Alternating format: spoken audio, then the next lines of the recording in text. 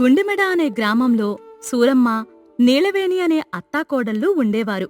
సూరమ్మకి గయ్యాళితనం ఎక్కువ. ఎప్పుడూ ఎవరో ఒకర్ని ఏదో ఒకటే అంటూ సాధిస్తూనే ఉంటుంది.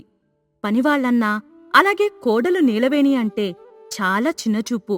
పొలాల మీద, తోటల మీద వచ్చే ఆదాయం చాలదన్నట్టు వడ్డీ వ్యాపారం కూడా చేస్తుంది. అయితే వడ్డీ ఇచ్చేటప్పుడు బంగారమో, వెండో, చెంబో తెప్పాలనో ఏదో ఒకటి తాకట్టు పెట్టుకోకుండా రూపాయి కూడా అప్పివ్వదు. ఒకరోజు సూరమ్మతో భర్త దామోదరం ఇలా అన్నాడు. సూరమ్మ, నీకెందుకే అంత తాపత్రయం ఏవానో చెప్పు. మనకున్న ఆదాయం ఆస్తి సరిపోదా? చెంబులు, తపేలాలు కూడా తాకట్టు పెట్టుకుని వడ్డీ వ్యాపారం చెయ్యాలా? మనం పోయేటప్పుడేమైనా పట్టుకుపోతామా? ఏందయ్యా నువ్వు చెప్పేది? మనకుంది కదా అని ఏం సంపాదించకుండా తిని కూర్చోవాలా? మనకన్నా ముందు తరాలకు కూడా పెట్టాలి కదా. నీ బొంద! ముందు తరాల వరకు ఎందుకే, 30 తరాల వరకు సంపాదించవే. దెయ్యం మొకందానా! ఎవడకు వాడు సంపాదించుకుంటే కష్టం విలువ ఎలా తెలుస్తుంది? ఉన్ననాళ్ళు శుభ్రంగా తిని రామకృష్ణ అనుకోవాలి. అయినా ఇప్పుడు మీ తిండికేం తక్కువైంది? కోడలు వండి పెట్టింది 3 పూట్ల శుభ్రంగానే తింటున్నారు కదా అంటుండగా కోడలు నీలవేణి అక్కడికి వచ్చి ఇలా అంది. మావయ్యగారు, ఈవేళ మనూరి చెరువులో దిట్టమైన కొరమీను చేపలు పడ్డాయంట. చేపల జంగయ్య పట్టుకొచ్చాడు. ఓ 2 కొరమీన్లు తీసుకోమంటారా? రెండేం కర్మ, మొత్తం బుట్ట బేరమాడి తీసుకోవే. కొన్నాక నువ్వు మీ మామ కలిసి చాపలమ్మా చాపలు అని నెత్తుని పెట్టుకుని వీధి వీధి తిరిగి అమ్ముకుందురుగాని.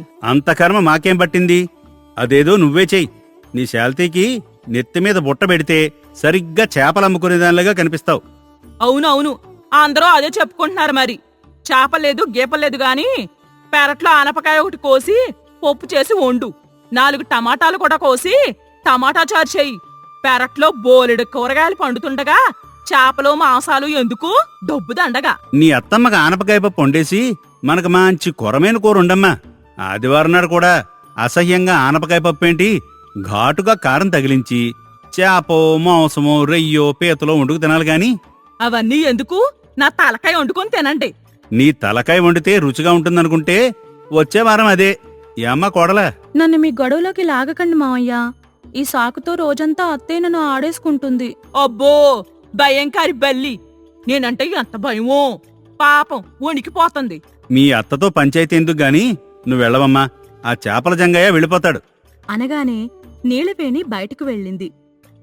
సూరమ్మా, ఎందుకే కోడల మీద అలా విరుచుకు పడతావు? తను మంచి పిల్ల, పట్నంలో చదువుకునొచ్చిన పిల్ల. అయినా నీ పెద్దరికానికి గౌరవం ఇస్తోంది. కొడుకు కోడలు వయసులో ఉన్నవాళ్లు ఈ వయసులో కాకుండా ఇంకెప్పుడు తింటారు? నువ్వు అన్నిటికీ ముండిపట్టు పట్టకుండా చూసి చూడనట్టు వదిలేయాలి. వదిలేస్తాను కాబట్టే మీ ఆటలో కోడలాటలో సాగుతున్నాయి. సరే, నీతో నాకు రోజు ఉన్న బాగోతమేగా ఇది. మా చేపల బేరం ఏముందో చూసొస్తానుండు అనుకుంటూ బయటకు వెళ్లబోతున్న దామోదరానికి ఎదురు చేపల్ని పట్టుకుని లోనికి వచ్చింది.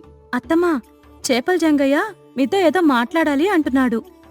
అమ్మగారో, నమస్కారం అండి. ఏం జంగయ్య, వ్యాపారం ఎలా సాగుతుంది? ఏంటి ఎలా వచ్చావ్? చేపల డబ్బులు అడుగుదామని వచ్చావా? అయ్యో, అదేమి లేదమ్మా, ఇచ్చేశారు. నాకే వ్యాపారానికి పెట్టుబడి అవసరమయ్యి అడుగుదామని వచ్చాను. వ్యాపారం బాగానే సాగుతుందన్నావుగా, మరి డబ్బులెందుకు? నా ఒక్కడి చేతి మీద కుటుంబం నడవడం కష్టంగా ఉందమ్మా. అందుకే మా ఇంటిదానికి కూడా బొట్టిచ్చి చేపలమ్మగానే పంపుదామని. అమ్మా, ఈ చుట్టుపక్కల ఊళ్ళో డబ్బులు అప్పిచ్చేవారు తమరొక్కరే. నేను ఈ ఊరనే కదమ్మా, ఎక్కడ పోతాను? నువ్వు పోతావని కాదు జంగయ్య. ఏమో, రేపొద్దున నేనే పోతానేమో. వస్తువు తాకట్టు పెట్టి తీసుకుంటే నేనున్నా లేకపోయినా వస్తువు కోసమైనా నువ్వు అప్పు తీరుస్తావుగా. సంధ్యవేళల్లో అవే మాటలు సూరమ్మా. పైన తథాస్తు దేవతలుంటారు. తథాస్తు అంటే జరిగిపోగలదు. అడిగింది 5,000 కదా, ఇచ్చేయచ్చు కదా. నువ్వుండవయ్యా, నీకేం తెలీదు. నువ్వు మధ్యలోకి రాకు. డబ్బులివ్వటం కుదరదు. నువ్వెళ్ళు జంగయ్య అనగానే వెళ్ళిపోతుండగా లోపల్నుంచి నీలవేణి వస్తుంది. ఇదిగో జంగయ్య, ఇలారా అని పిలవగానే జంగయ్య వచ్చాడు. జంగయ్యకు 5,000 ఇస్తూ, తీసుకో, నువ్వు అడిగిన 5,000. చిన్నమ్మగారు, మీరు? పర్వాలేదు, ఇవి నా సొంత డబ్బులు. తాకట్టు వడ్డీ అక్కర్లేదు. నీ దగ్గర ఉన్నప్పుడు ఇవ్వు. వ్యాపారం అభివృద్ధి చేసుకో.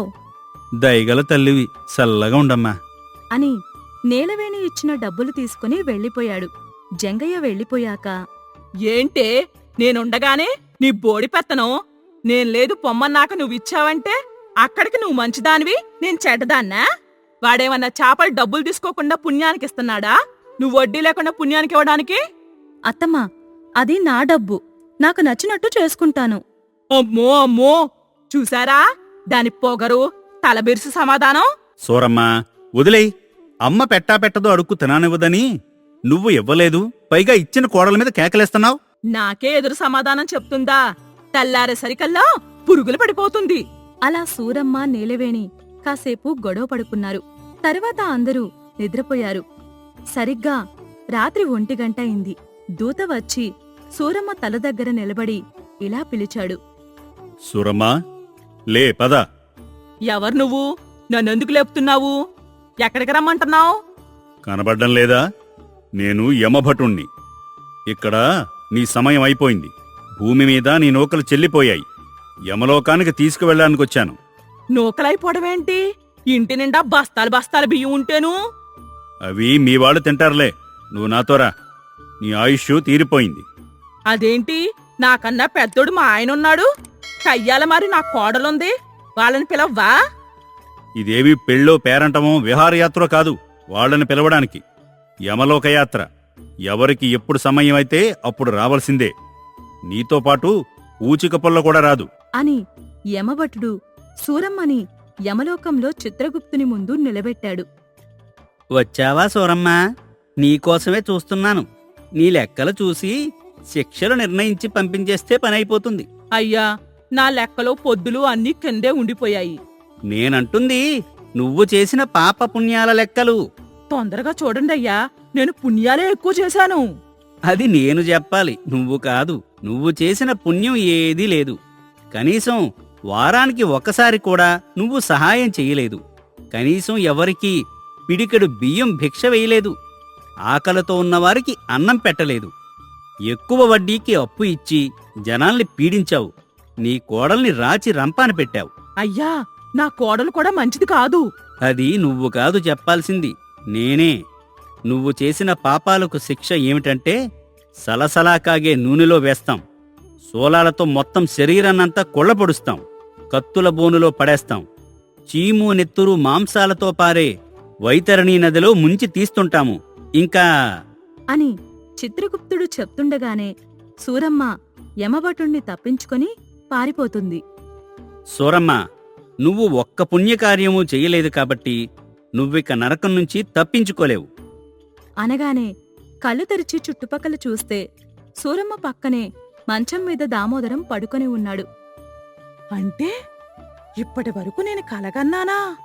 అయ్య బాబోయ్ అనుకుని ఉదయానే లేచి దేవుడికి పూజ చేసి మంచి కాఫీ చేసి కోడలు నీలవేణిని భర్త దామోదరాన్ని లేపి, అమ్మాయి కోడలా, ఇదిగో కాఫీ. యామయ్యా, కాఫీ. అత్తమ్మా, మీరు కాఫీ చేసి నాకు మావికం ఇవ్వడమా? అవును సూరమ్మా, ఇది ప్రపంచంలోని 8వ వింత కాదు గదా. వింత కాదు బొంత కాదు గాని ఈ రోజు నుండి పూజ కూడా నేనే చేస్తాను. అన్నట్టు యామయ్య, నువ్వు మన దగ్గర వస్తువులు తాకట్టు పెట్టి అప్పు తీసుకున్న వారందర్నీ పిలిచి ఎవరి వస్తువులు వాళ్ళకిచ్చేయి. వడ్డీ ఏమీ అక్కర్లేదు. వారికి అవకాశం ఉన్నప్పుడు అసలేమోను. సూరమ్మా, నీకు దెయ్యంగానే పోన్లేదు కదా? లేదు, యముడు పూనాడు. ఏమన్నావు? దేవుడు పూనాడు అంటన్నా. ఈరోజు కోడలు పుట్టినరోజు కదా, ఊరందరికీ భోజనాలు ఏర్పాటు చేయించు. మీకు నచ్చిన వంటలన్నీ చేయించి అందరికీ తృప్తిగా భోజనాలు పెట్టండి. అత్తమ్మా, అవునమ్మా, నాకు కోడలువైనా కూతురువైనా నువ్వే. నువ్వు సంతోషంగా ఉండటమే నాకు కావాలి అని ఆ రోజు నుండి సూరమ్మ పూర్తిగా మారిపోయి పుణ్యకార్యాలు చేస్తూ దానధర్మాలు చేస్తూ మంచి పేరు తెచ్చుకుంది.